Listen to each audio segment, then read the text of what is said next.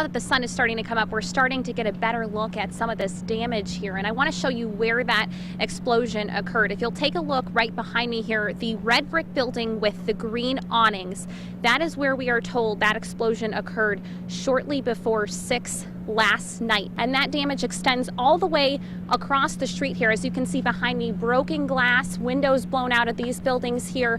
Many of these buildings boarded up here this morning. Good morning. Yeah, I'm in the Toyland section here at Blaine's Farm and Fleet, and gosh, it's hard not to feel like a kid again out here, and that's just really the magic of this event. This line of voters waiting to get in and cast their ballot before they head into work this morning. So in an upcoming hour here, you can actually pledge and donate to one of these stuffed animals that will actually be delivered to a child upstairs right now who's currently staying in the Children's Hospital. It's quiet here now, but it was a busy and violent night for Peoria police, taking them to 3 different shootings, one of them right here in the back alley behind the 2300 block of Wiswall. They got very emotional, as you can understand, seeing the sight of this plastic bathtub that kept this family safe while the tornado rolled through last night. We've seen a lot of customers get on trying to pay. They aren't aware that it's free rides all day today. The dog days of summer are officially upon us. It's already starting to feel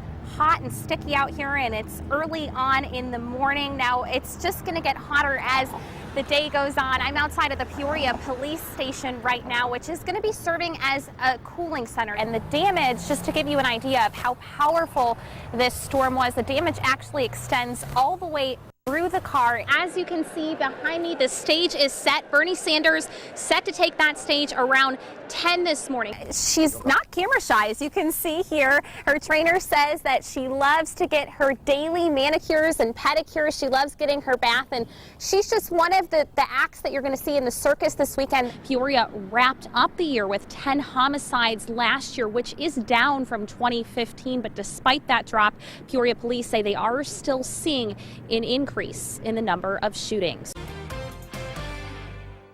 I can't accept that, you know what I mean, that I'm going to relapse. For me, I put in as much into being sober as I did into getting wasted.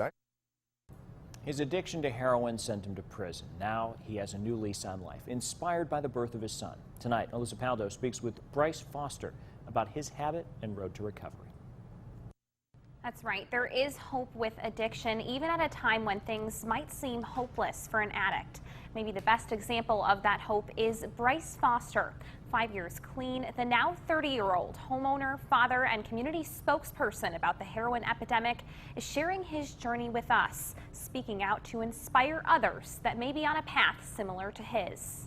Smoked weed around Christmas time, got drunk by New Year's, and was popping pills by the time school got started. Before long, Bryce Foster found himself deep into his addiction. And then it just kind of moved up,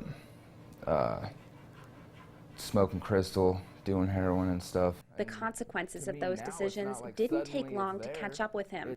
Foster served a year and a half on a 4-year prison sentence. I was 19, 20 years old. I ended up going to prison for taking a bunch of pills and getting drunk and punching a bunch of police officers.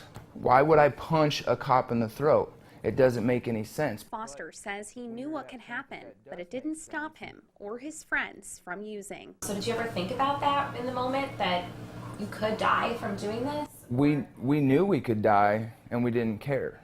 And we used to, you know, have like little discussions. If I die, this is what you do, you know, what you should do. Go drop me off somewhere so you don't get popped. Heroin, it feels so damn good that you don't care if you're gonna die. Some of those friends did die. Foster says he's lost at least 13 of them. But nearly 10 years into his addiction came a turning point, the birth of his son, Bryce Jr. For me, it took prison, it took outpatient, it took inpatient, it took 10 years worth of some program or institution or another for me to finally realize what I had to do. I was lucky that, you know, my son was 3 months old. I didn't want that for him, and you know, a lot of kids that grow up in that, they grow up to do it, and that's not what I want. Foster is 5 years sober, has partial custody of his now 5-year-old son, owns a home and a car, and holds a job. But he admits there are still hard days. And it's still not easy. It's been 5 years. And some days I'm cool. Sometimes life happens and I can deal with it. Other days, it's not that easy. But he says there's always hope. I'm now at a level that most people should be at, but coming from where I came from, I'm on top of the world. Foster says he feels like he got a second chance at life, and he's making the best of it, telling his story to inspire others. Now, a story you'll only see on WMBD. A picture of this girl in Bloomington and her favorite garbage man has gone viral. The 3-year-old's mom posted it after her daughter shared a birthday cupcake with the garbage collector. WMBD's Alyssa Paldo caught up with the duo and joins us now in studio with more. Alyssa? Well, Clay, Brooklyn Andracki and her mom have their routine down. On Thursday mornings, they wait at the edge of the driveway for the garbage truck to make its way down their street, rain or shine. They smile and wave, and it just so happens that the garbage man rushes out of his meetings to get to their neighborhood to do the very same thing. Brooklyn, what's today, sweetheart? The garbage man. For most, Garbage Day isn't exactly a day you get dressed up for. But Thursdays are a special day for 3-year-old Brooklyn Andracki. What started as a fascination with the flashing lights and the horn, anxiously waiting, smiling, and waving as the truck made its way into the neighborhood, turned into a highly anticipated meeting with the guy inside the truck, a year in the making. The first time she met him, it was, I think, to her like meeting a celebrity, because she was just kind of in awe over him and that he was actually standing at the end of our driveway, like the garbage man. That man is Delvar Dobson. Turns out he also was looking forward to seeing the little girl. My day really starts when I pull into this neighborhood and I see Brooklyn. Every morning I ask her what she dreamt about, and it's always Santa. And today it was the garbage man. Sorry, Santa. Regardless of the title or the position, it's about recognizing your gift and serving it to the world. But I believe this is my life work, and this is what I was born to do, to give just a piece of kindness.